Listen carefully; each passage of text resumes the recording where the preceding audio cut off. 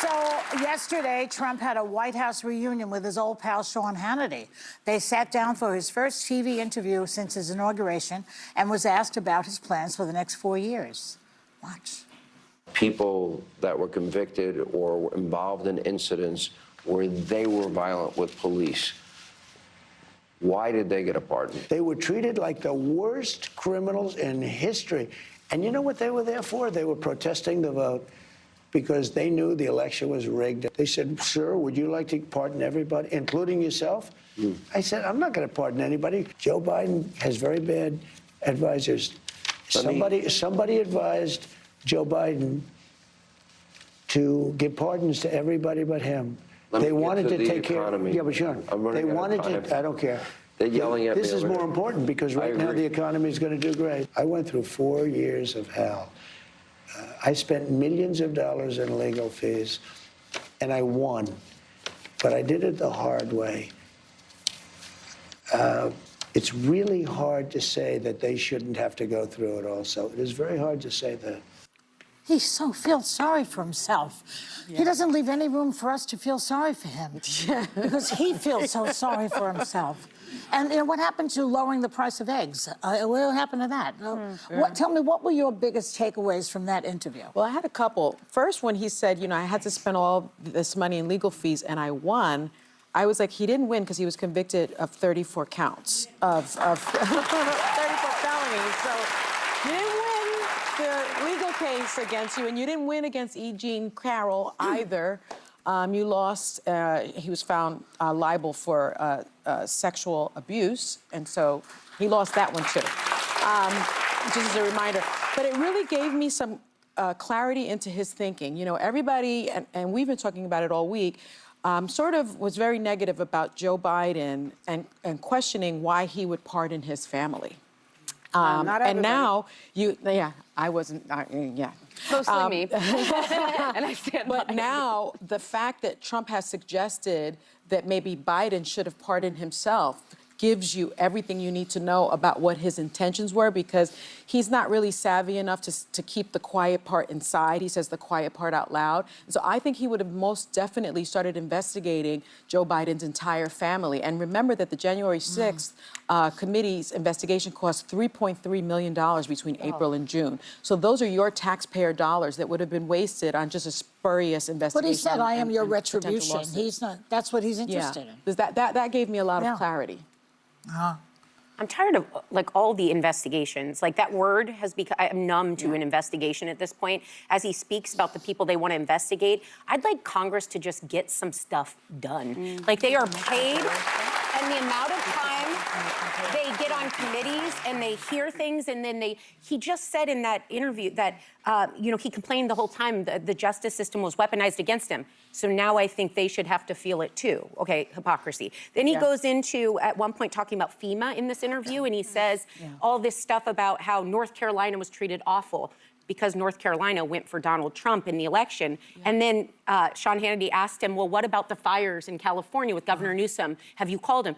I didn't think of it. So you're telling me that as the president of red, blue, and purple states, while the fires are still raging, politically, you are not going to speak to Governor Newsom. No, because it's a blue state. Right. Yeah. But everything he said, he undid in the next statement. So not that I expected more, but that was the part where it kind of got me. Are you delusional into thinking he should make sense? He never makes any sense. No, but I'm not. I'm going to continue. I'm going to continue to call it out when I see it. As I mean, he's saying it himself. These are his words, not mine. Yeah, he's hard to follow because he I don't know where he's going half the time. Yeah. It doesn't make any sense. Wasn't it concepts of plans, stuff like that? Yes, there's no plan. There's no concept, no plan, nothing. I think I watched this interview, and listen, I didn't vote for Donald Trump, don't love that he's back in office. I have some real fears about things that he's telegraphing. My biggest gripe with him has been there are things he is good at and that the American people trust him to be good at. Like the economy, securing the border, yet he always gets pulled back into these past grievances. He wants to relitigate January 6th. He wants to go after Joe Biden. I wouldn't be surprised if he starts talking about Hillary Clinton next. It's like you need a president who's forward-looking. But I'll say this, we live in split-screen America. Right now, our liberal friends are upset, they're spiraling, they're concerned, they're scared.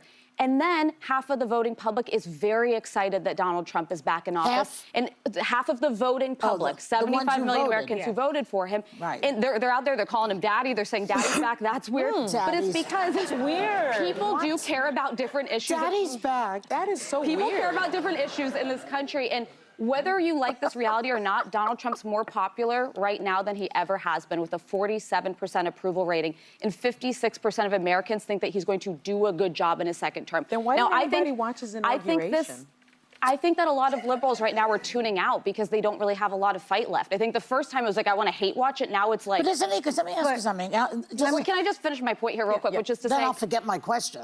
There's going to be there's a honeymoon period right now. It's not going to last forever, but Donald Trump knows he's got 2 years to do everything that he wants to before maybe Democrats take back the House. And that's why you're seeing him throw everything at the wall right now to see what can stand. So here's my question. He seems to be cutting funding for infrastructure that Joe Biden put in there. Am I right about that? Yes. He's pausing the projects. Doesn't that cause joblessness? Yes. People are building and fixing, and they have jobs. Now they won't. It's paused, we have to see, because it's an act of Congress. He would have to block. It was signed by the former president. It was passed by Congress, but he is putting a pause on the infrastructure If he gets rid of immigrants, illegal and illegal ones, doesn't that cause more unemployment? But let's see, because So, right Yeah, now Mark they're Zuckerberg's going to targeting- have to redo his own house in L.A. Yeah, but I mean, again, all those rich what people. to me let's it see, sounds as just as an observer that the kinds of things he's doing are going to hurt his base eventually. listen, So, Okay. so let me just say about this Sean Hannity interview.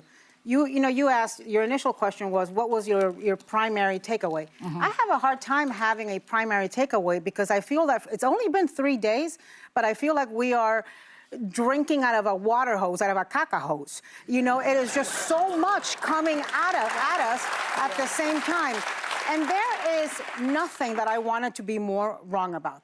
You know, I have been saying since he got elected, we have to be preparing. There are people that have to be preparing. Maybe not us here at this table because we are in a position of privilege. But if you're undocumented, if you work for the federal government, if you are transgender, you have got to be preparing.